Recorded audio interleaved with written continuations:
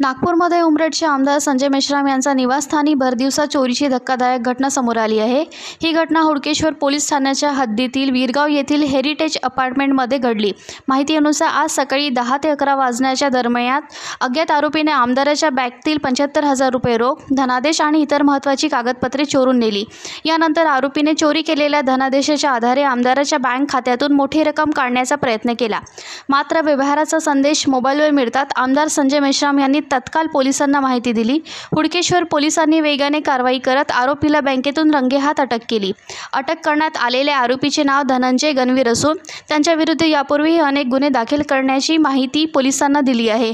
विशेष म्हणजे आरोपीने आपली ओळख लपवण्यासाठी मास्क घातला होता, बनावट आधार कार्डाचा वापर केला होता। दरम्यान आमदाराच्या घरात सीसीटीव्ही कॅमेरे नसल्याने पोलिसांनी परिसरातील सीसीटीव्ही फुटेज ताब्यात घेऊन तपास सुरू केली आहे। या प्रकरणात आणखी कोणी सहभागी आहे का याचीही शोध पोलीस घेत आहे।